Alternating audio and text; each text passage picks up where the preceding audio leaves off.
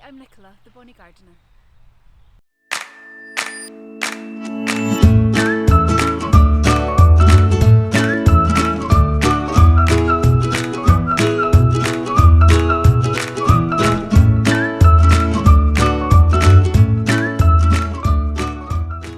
Today I'm planting out some of my seedlings.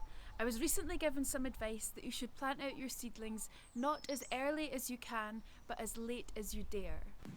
The weather has been unseasonably glorious for weeks and I've been so tempted to plant out my seedlings earlier. But last week we got a series of cold snaps and even some frosts, so I'm really glad I didn't. In this episode I'm going to show you 5 quick tips to make your garden more bonny right now, and I'm also going to show you one of my favourite gardens of all time.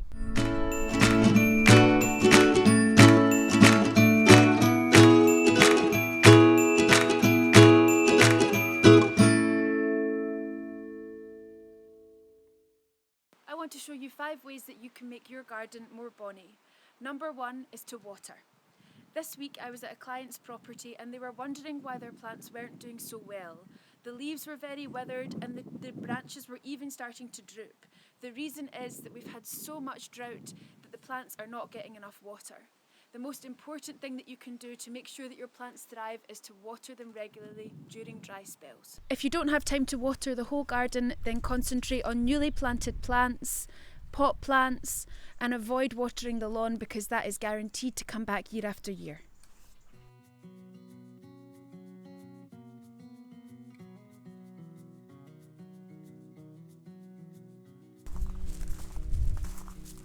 Number 2, take some colourful ribbon or some fabric and tie it to a tree. It reminds me of some Himalayan gardens that I've visited in Scotland and I just love it, it's really fun.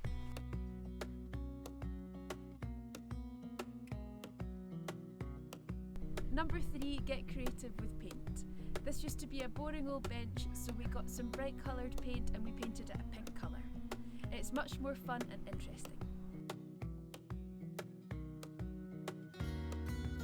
Similarly, this wall behind me used to be dark grey and boring.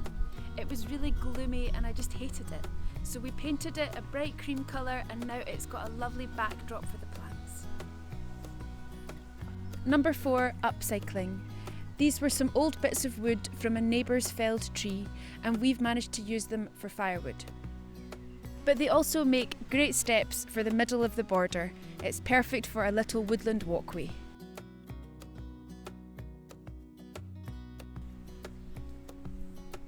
Number 5, use pots. My husband loves monkey puzzle trees, but I wouldn't dare plant one in the garden because they get far too big. So at Christmas time, I bought him a monkey puzzle and we've been keeping it in a pot. That way, everybody's happy.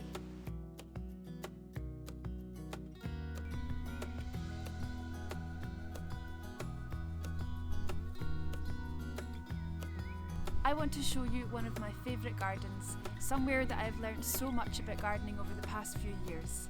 This week we made a short film about it. This is Finglen House and it's got a really magical garden. I've been lucky enough to work here for the past few years. I'm going to show you some of the things that I've learned while I've worked here. The river that runs through Finglen is the real focal point of the garden. It's something that can be enjoyed from lots of different places, so there's benches carefully placed so that you can sit and enjoy the sound and just the nice relaxing environment. A water feature is something you can have in any garden, no matter how big or small it is. So something else you could have is a bird bath or a pond or even a paddling pool for your kids.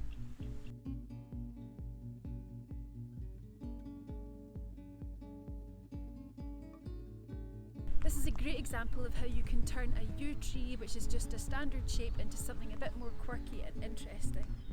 It's inspired me to think about how I can use other evergreen trees like holly and maybe a conifer and what I can do with them a bit differently.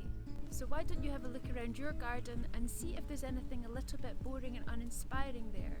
Don't be afraid to experiment. This plant is called Lily of the Valley. I noticed it for the first time this year after working here for a few years, and when I asked the owner, she was so surprised because she planted it over 20 years ago. This is a really good example of why gardeners need patience.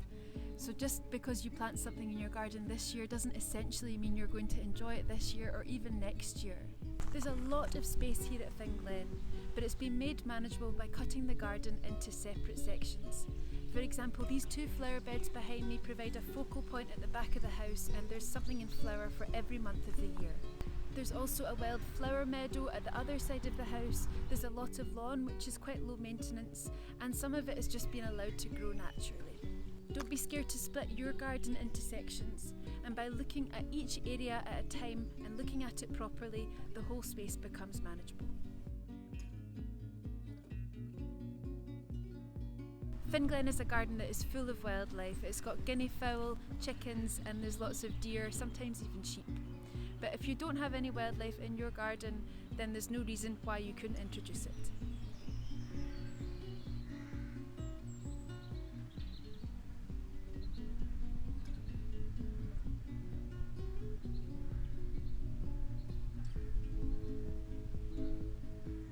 We've all dreamt of running away and living in a cabin off-grid.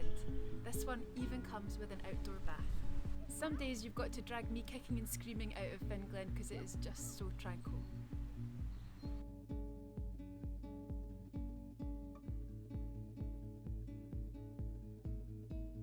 I hope you've enjoyed your tour of Finglen. There is nothing more inspiring than seeing other people's gardens.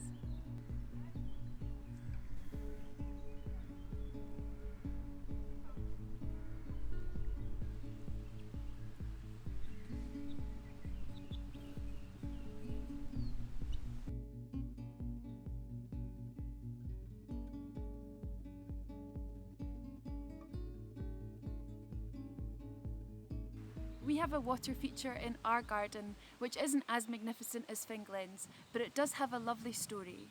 One of my clients went to the Seychelles 40 years ago and he managed to bring this back. When he moved house, he gifted it to me and it now has pride of place in our garden. Let's see what's growing in the garden this week. Lupins are a key flower in any border. They're beautiful and colourful and they're really easy to grow. This one's come all the way from the Western Isles and it's the 2nd year it's come into flower. Doesn't it look great?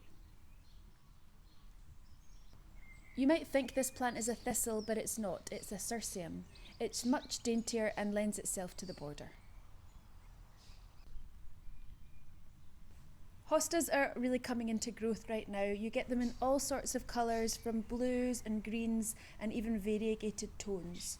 Slugs absolutely love them, and a good way of deterring slugs is by sinking beer traps into the ground. And yes, slugs do love beer. And what else have you learned this week? Bonnie is no good at saving penalties.